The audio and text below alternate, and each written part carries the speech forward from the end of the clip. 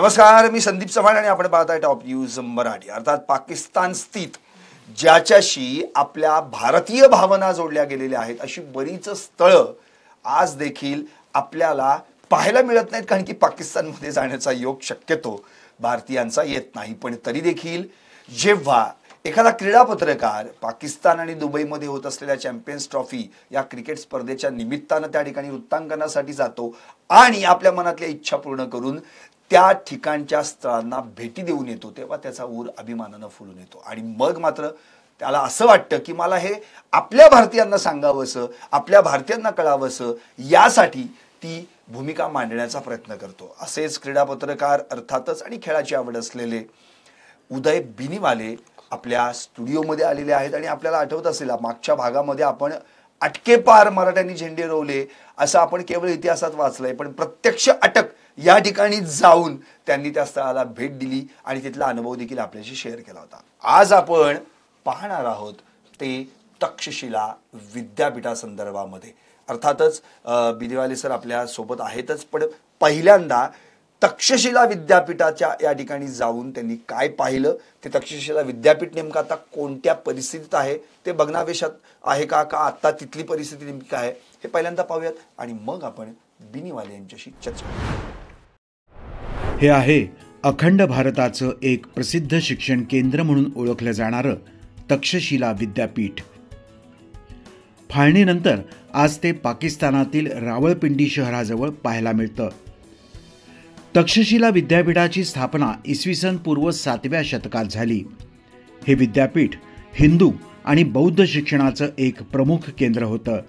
ये तीसरा शहर है, तीसरा सिटी है और 2 सिटीज और भी हैं जो इसके नीचे हैं, जिनकी खुदाई होना बाकी है.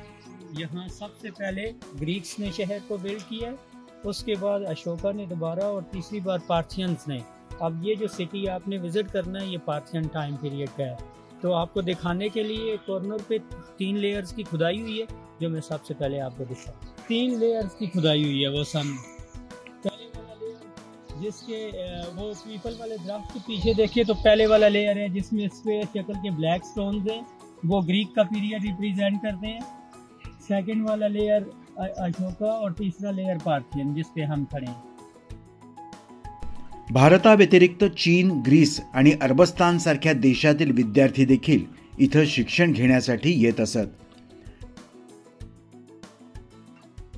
ये सन टेम्पल शायद आप मुझसे बेहतर समझते हैं, ये दिल्ली में भी है, इसको जंतर मंतर के नाम से जाना जाता है.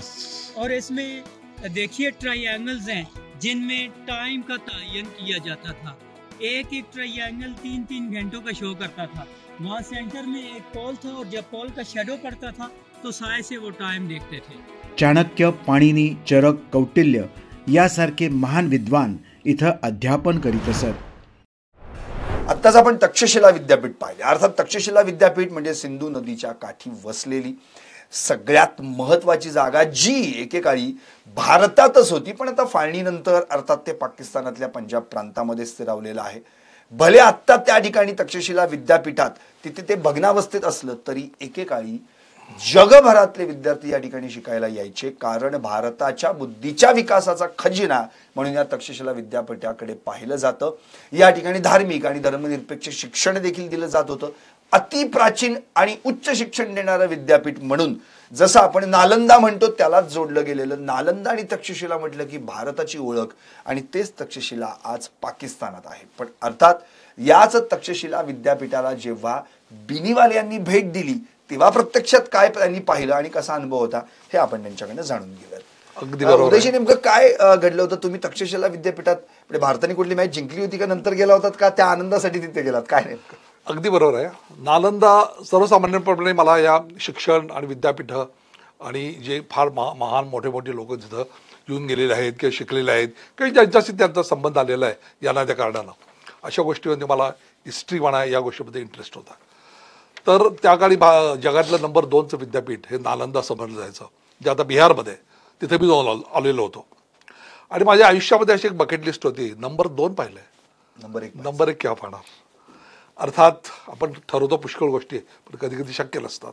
कारण त्याचे कारण असं होतं की हे तक्षशिला विद्यापीठ पाकिस्तानात आहे. इस्लामाबाद पासून 35 ते 40 किलोमीटर अंतरावर तक्षशिला विद्यापीठ आहे.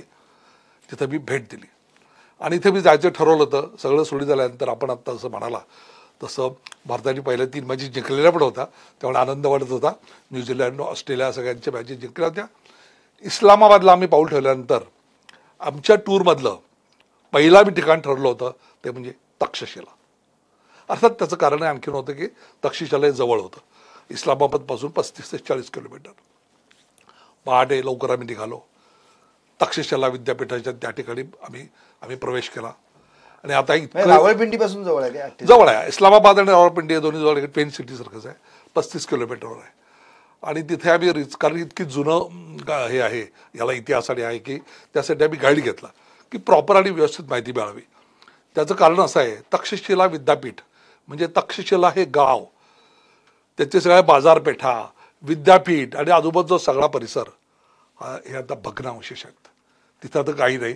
दगडी इमारती दिसतील, चौकटी दिसतील, काही 1 फुटाची वॉल असेल, काही 5 फुटाची वॉल आहेत, काही स्तूप आहेत, पण इतिहास तर कधी पुसला जात नाही. हे सगळं मी पाहून आलो. तिथं आता संग्रहालय आहे आणि या सगळ्या गोष्टी आम्ही पाहिल्यानंतर आम्हाला या ठिकाणी अनेक नवीन नवीन गोष्टी कळल्या.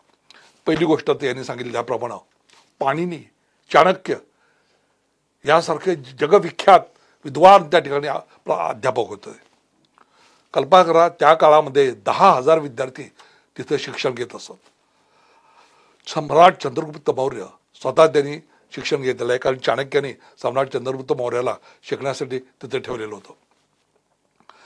हे गाव, तक्षशिला गाव अतिशय महत्त्वाची बाजारपेठ होते.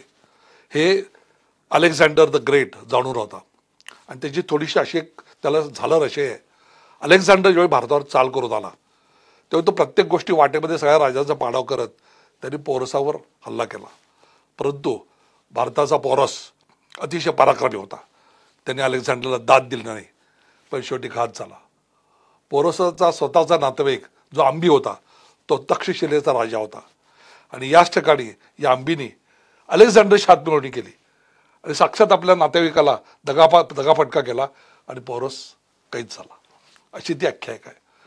आता या ठिकाणी संग्रहालय आहे. हे संग्रहालय फार महत्त्वाचं आहे. आपण जे म्हणालात की तिथं काय पाहिलं, आता तक्षशिला त्या बाजारपेठ आणि हे सगळं विद्यापीठ, तिथले वसतिगृह हे सगळं भग्नावशेष आहेत.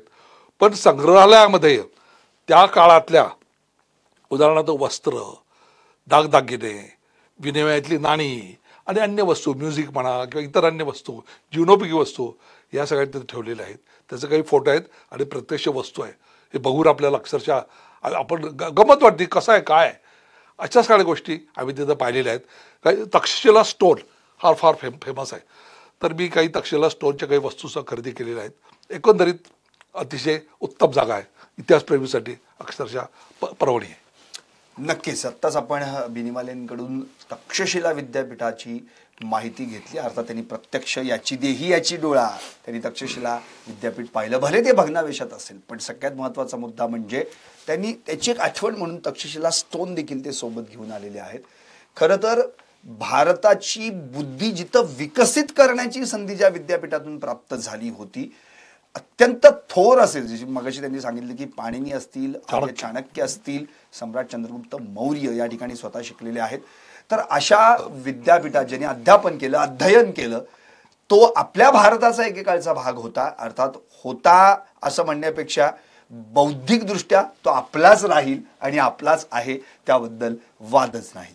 पुढच्या भागात आपण आणखी असं एखादं स्थळ पाहणार आहोत, पण हे स्थळ अत्यंत महत्त्वाचं आहे. धार्मिक आणि पवित्र स्थळ आहे, जे शीख समाजाच्या किंवा शीख बांधवांच्या 3 पवित्र स्थळांपैकी एक मानलं जातं, ज्याला गुरुद्वारा पंजा साहिब असं म्हटलं जातं. आता हे देखील याच म्हणजे पंजा साहिब आहे ते रावळपिंडीपासून 48 किलोमीटर अंतरावर वसलेलं आहे. अर्थात रावळपिंडी म्हटलं की पाकिस्तानात आलं. हसन अब्दाल येथे ते शहर आहे किंवा ते स्थळ आहे आणि हा जो गुरुद्वारा आहे, हा गुरुद्वारा अत्यंत पवित्र मानला जातो शीख बांधवांसाठी. त्यामुळे या मागची नेमकी पार्श्वभूमी काय आहे, तिथं नेमकं काय घडलं होतं, या गुरुद्वाराला पंजा साहिब हे नाव कसं काय पडलं, हे सगळं आपण जाणून घेणार आहोत, पण अर्थातच पुढल्या भागात. तोपर्यंत पाहत राहा टॉप न्यूज मराठी. आपला महाराष्ट्र, आपली बात.